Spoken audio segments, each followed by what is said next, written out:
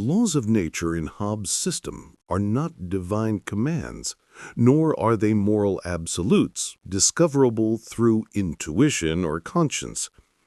They are theorems, rational conclusions about how to preserve one's life, discovered through reasoning about effective means to the end of self-preservation. The first and fundamental law of nature states, seek peace where it can be obtained. Where it cannot, use all advantages of war. This might seem obvious, but it's revolutionary. Hobbes is arguing that reason itself, examining the state of nature, concludes that peace is preferable to war, if achievable on acceptable terms. War isn't good for anyone. It's simply unavoidable without mechanisms to make peace reliable. The second law follows logically from the first. One should be willing to lay down one's right to all things when others are equally willing, transferring that right to a common authority. This is the theoretical foundation of the social contract. If everyone simultaneously agrees to limit their natural liberty, replacing unlimited rights with legally defined rights enforceable by our authority, everyone becomes more secure. But immediately a problem emerges, and Hobbes addresses it with characteristic rigor. How can we trust each other to keep this agreement? In the state of nature, nothing enforces covenants. If I surrender my rights, trusting you to surrender yours, but you defect, I've made myself vulnerable.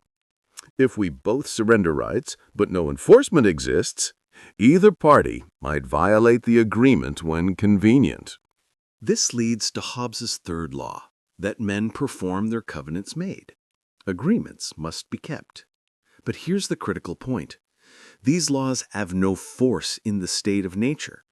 Hobbes writes memorably that covenants without the sword are but words and of no strength to secure a man at all.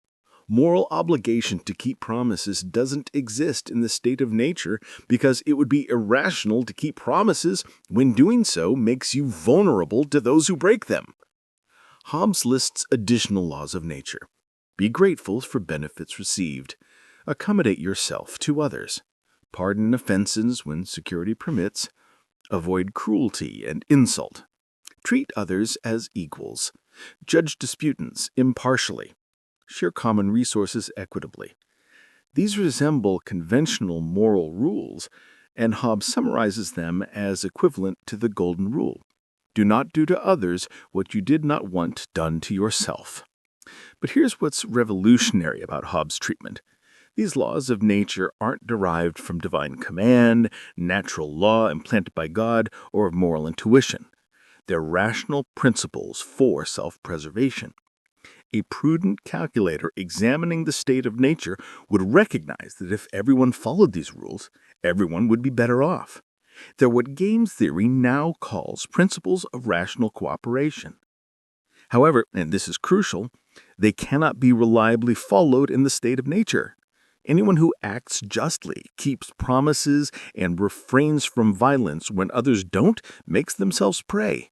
The laws of nature point toward peace and cooperation, but they cannot create these conditions themselves. They're obligations binding in conscience, meaning one should wish for a world where they could be followed, but not in action unless conditions make following them safe. For that transformation, for making the laws of nature operational, something more is needed, a power capable of enforcing these rational principles of cooperation, making it irrational to violate them. This brings us to Hobbes' radical solution.